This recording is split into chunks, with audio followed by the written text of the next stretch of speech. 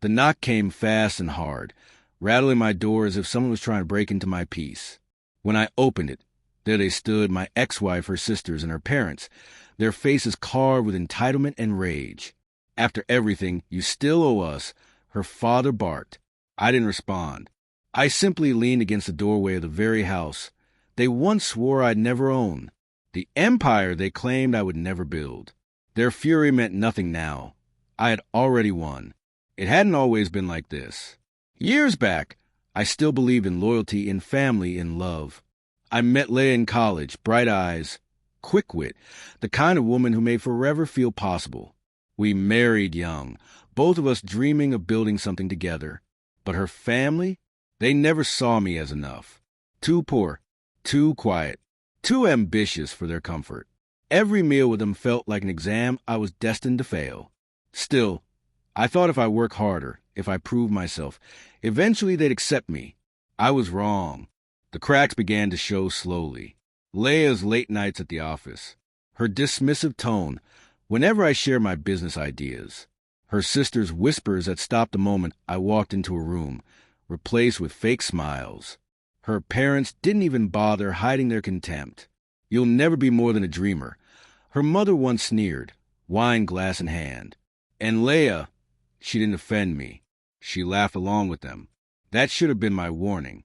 Betrayal doesn't always come crashing down like thunder. Sometimes it seeps in, slow and poisonous. The truth hit me like a hammer. One night, I came home earlier than usual and found her phone left unlocked on the counter. A single message was enough. "I can't wait until you finally leave him. We'll build our life without dead weight." And the sender wasn't a stranger. It was my business partner. The man I trusted with late nights, fresh ideas, and the fragile beginnings of startup. Together, they mocked me, betting on my failure while smiling to my face. I didn't rage. I didn't cry. My heart burned, but my mind sharpened. That night, love died, and something colder, stronger, took its place. I walked out quietly, but I didn't walk out empty-handed. Over the following months, I cut him out of the company piece by piece, making sure he had no foundation left to stand on. I threw myself into the work, living in a cheap apartment, coding until dawn, learning what I didn't know, connected with people who valued vision over pedigree. While they sneered, I built. While they dined on arrogance, I starved and strategized. Every betrayal became fuel. 2 years later, my company wasn't just surviving, it was thriving. Investors backed me. Deals closed. Profits soared. And this house? I bought it brick by brick. Not as a symbol of wealth, but as proof that I endured.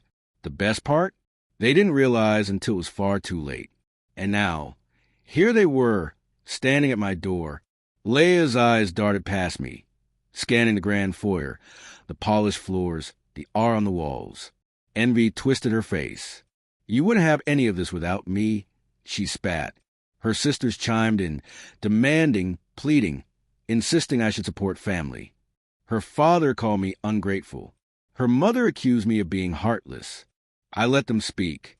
I let their chaos pour out until their voices cracked beneath the weight of their own entitlement. Then I answered. "You laughed when I dreamed. You betrayed me when I loved. You broke me when I trusted. This house, this company, this life, it exists because you left me in ashes. Don't confuse survival with debt. I owe you nothing." The silence that followed was thick. Leah's sharp breath was the only sound, her face flushed with rage. "You can't do this. We're family." I stepped closer, my voice low but cutting. Family doesn't destroy each other. You lost that title the day you chose betrayal. Eventually, they left muttering threats, promising lawsuits, swearing I'd regret shutting them out. But their anger didn't matter. What mattered was the look in their eyes, the dawning realization that they had no power here.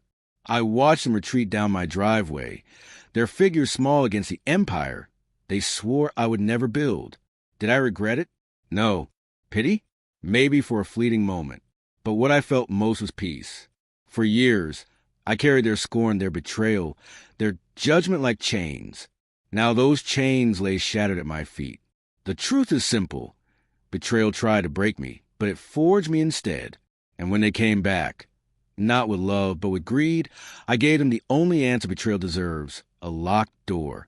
Because revenge isn't always about tearing others down.